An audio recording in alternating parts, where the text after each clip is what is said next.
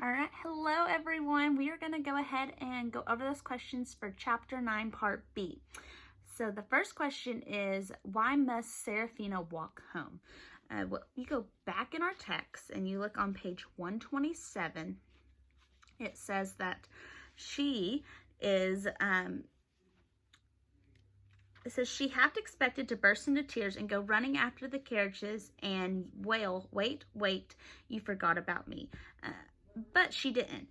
She rather felt grown up about it. So she decided to walk home because first she was staying hidden because she didn't want to be seen by the people who came to rescue Brayden when they had heard that the carriage was stuck between the two trees.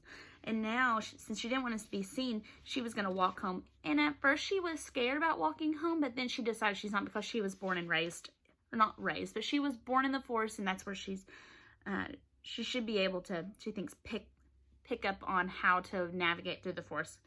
And then the second question is, which path would you choose? And when I'm talking about the paths, there are three different paths. There was two paths that one was very wide, and it looked like it had been traveled on a lot. The second one didn't look, it was still wide and it still looked like it had been traveled on, just not as often. It looked like it had horse hooves and things like that. And the third one was very grown over. It had trees, it says, that were crisscrossed over each other, and then the vines were taking over, and it looked like that might be the path that goes to the abandoned town. So that's really another opinion question. So you're gonna have to decide, do I want to take the path most traveled, or do I want to take some mystery in it? So we already know when we look back that she gazed down the darkened passage. A shiver went through her spine. She had no idea where it would lead her, but she started down the path. And so she just picked the path with some mystery behind it. So that would be your decision on what you would want to do. All right. All right, hello everyone. We are going to go ahead and read Chapter 10. So this is going to be starting on page 132. Here we go. Serafina followed the shadow path for a while, crawling over fallen trees and through the nasty thickets until she came to yet another split. As she was trying to figure out which direction to go, she heard faint sounds drifting through the branches. The sounds had an eerie, unearthly quality to them. She thought it might be nothing more than the winds blowing through the trees, but when she listened very carefully, it almost seemed like there were people calling to one another in the distance, and children playing. With no other clues to guide her, she decided to go towards the sounds to see what she could find. If she passed a house, then perhaps the inhabitants could point her in the right direction. The path led her around to a sharp curve that plummeted into a steep, bracken-choked ravine. Then it climbed back out again, making its way among a large moss-covered rocks and old trees twisted by the wind and age. Desperate for soil, the trees' roots clung to the rocks like a giant hands, their massive fingers plunging into the earth beneath them. This place is terribly creepy, she thought, but she kept going, determined to keep moving forward. Unlike normal trees, which grew upward towards the sunlight, these had gnarled, contorted branches as if they had been twisted by antagonizing pain. Many of the trees stood dead and bare, withered by disease or some other killing force. Still more of the trees lay dead on the ground, their trunks crisscrossing one another as if a giant had pushed them over. As she made her way, a mist rose up from a leaf-covered forest floor, and a fog set in that obscured her view in the terrain around her. Oh, great. If I can't see, I'm going to get lost for sure. She turned around to head back towards the last split in the path, but the fog became so thick that even this simple navigation was impossible. She tried to control her fear, but she felt the panic rise up in her. She gulped for air as the mist surrounded her, and she lost her sense of place and direction. She began to realize that she had made a terrible mistake in leaving the main road. Stay calm, she thought. Just think it through. Find your way home. Her foot hit a lump and she tripped and fell forward onto the ground. Her hands and face touched something wet and slimy buried in the leaves. She gasped when she saw that it was the bloody carcass of a deer or some other large animal. Its blood, its body had been eviscerated, its guts ripped out, its head and hind legs were missing, but from what was left over, it appeared that it had been purposely catched here. She gagged as she got up into her feet. She wiped her hands on the bark of a slimy tree and moved on, desperate to find the road. When she heard voices ahead, she felt a swell of hope. She moved quickly towards them. Maybe they're travelers, she thought. Perhaps there's a hunting shack ahead. But then she stopped in her tracks. They were the same eerie noises she had heard before, but this time they were much closer. Hoarse, raucous calling sounds, but with a strange, almost human quality. Some kind of weird children running and playing in the forest. A surge of fear swept through her. Her legs and hands buzzed with agitation. The sounds were above her and all around her now, and she still couldn't see them. "Show yourself," she demanded. Something brushed past her shoulder, and she whirled, crouching to the ground to defend herself. A burst of rushing air made her skin crawl as black shape flew over her and then landed in a tree. She looked around her, and then she saw them. First one, and then another. They were surrounding her. The hoarse croaking sounds came from a conspiracy of 13 ravens moving through the branches of the trees, calling to one another, speaking in ancient codes. But the ravens weren't just conversing with each other. They were looking at her, flying around her, trying to communicate with her. As if frustrated by her lack of understanding, several of the ravens began diving at her with their claws. They were attacking her, or were they warning her? She didn't know. "Leave me alone," she shouted. She covered her head with her arms and ran to escape them. She dove into a thicket of brush where the large birds couldn't fly. Driven by fear, she just kept running. When she finally stopped to catch her breath, she looked behind her to see if they were still following. She found herself standing on something hard, some sort of flat surface. She looked down and saw a long, straight edge of gray stone. Now what? She thought. It was half buried, but she knelt on the ground and wiped away the dirt and leaves to expose the smooth, flat granite underneath. Serafina read the words that someone had etched in blocky letters into the stone.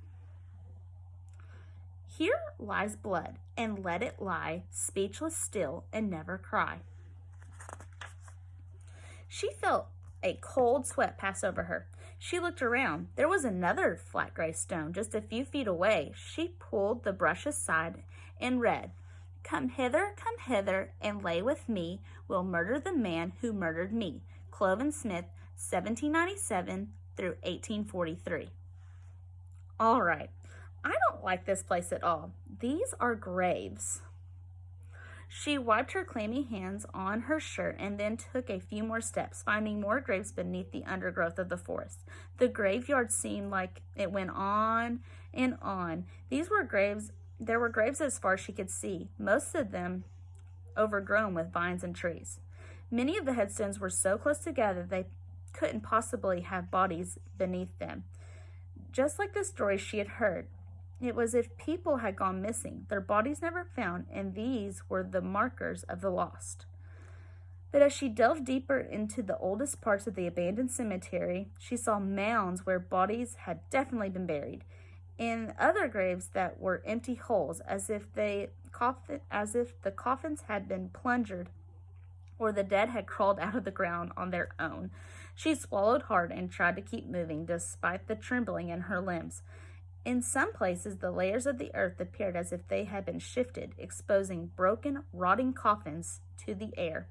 Some of the coffins jutted out of the earth or were tangled beneath gnarled tree roots. She kept walking and reading the stones. 100 years old of people, young people, brothers and sisters, friends and enemies, husbands and wives. She had heard stories about this old cemetery filled with hundreds of gravestones and monuments. Even though no one alive could remember burying the people, many of the local mountain folk wondered where all the dead people in the cemetery had come from. Whole families seemed to have perished in short spans of time. There were tall tales that the mountain folk no longer used the cemetery because burying your loved ones here didn't necessarily guarantee that they would stay. The coffins shifted in the unstable earth. The bodies went missing. Your dead loved ones were seen wandering in their homes and streets as if they were searching for a place to rest. There were tales, too, of human beings shifting into the shapes of wild animals, of sorcerers and witches with surpassing power, and horrible, disfigured creatures crawling through the forest. She came upon two small mounds so close together side by side that they were nearly a single grave. One tombstone identified the two young sisters within. Our bed is lovely, dark, and sweet. Come join us now, and we shall meet. Mary Hemlock and Margaret Hemlock, 1782 through 1791. Rest in peace and don't return. When she read the words "don't return," the hairs on her neck tingled. What strange place was this? She had come to search for an old village, but all she found was its cemetery. She had a feeling that this was all that was left. As Serafina walked, the dry autumn leaves crunched beneath her feet. Tree branches lay emaciated dead fingers on the ground. The tree branches lay like emaciated dead fingers on the ground among the gravestones and monuments. Many of the monuments had toppled to the earth and lay broken and strewn, while the others had sunken deep into the ground. A few of the gravestones remained standing, sticking up several feet with spires or crosses, but they were so thickly covered in black and green moss and overgrown with vines that they were nearly indistinguishable from the wretched forest around them. She read another. Death is a debt to the nature due, which I have paid, and so will you. In another area, she found rows of crosses. Old weathered plaques explained that these 66 crosses were the graves of an entire company of Confederate soldiers who were found dead one night, even though they never fought in a battle. Farther on, Serafina came to a glade in a little clearing in the trees, strangely without bushes, vines, or undergrowth of any kind. This one particular part of the cemetery had not become overgrown, but it remained in an area of perfect green grass. In the corner of the glade stood a stone monument carved into the likeness of a winged angel. Stranger still was the fact that although there was fog all around the glade, there was no fog in the glade itself. Sunlight filtered through the mist and illuminated the angel's face and the hair and wings of the gentle light. Now she's pretty, Serafina said as she stepped closer and read the inscription on the pedestal of the statue. Our character isn't defined by the battles we win or lose, but by the battles we dare to fight. Serafina looked up at the angel and studied her. Dolloped layers of green and gray moss and lichen covered the angel, and the black streaks of the 100-year-old aging stains her long dress and her beautiful face. Dark tears seemed falling down the cheeks as if she had known the great sadness, but her wings stretched upward into a fury, her head raised into the apocalyptic cry, as if calling for those around her in great battle. What kind of battle? Serafina wondered.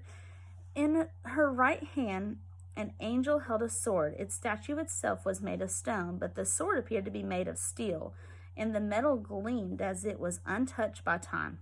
Curious, Serafina slowly reached out her hand and touched the edge of the blade. She gasped and pulled back, blood oozing from her finger. The edge of the sword was razor sharp. Then something caught her eye, and she felt a pulse of fear. Her muscles tightened, readying themselves to flee. At the edge of the glade, a gravestone had tumbled over where a gnarled old willow tree had fallen and its upturned roots had created a small cave. She wasn't sure, but what she thought she saw was one of the shadows slowly move. Then she was sure of it. There was something stirring by the old grave. And that is the end of chapter 10. Thank you for listening.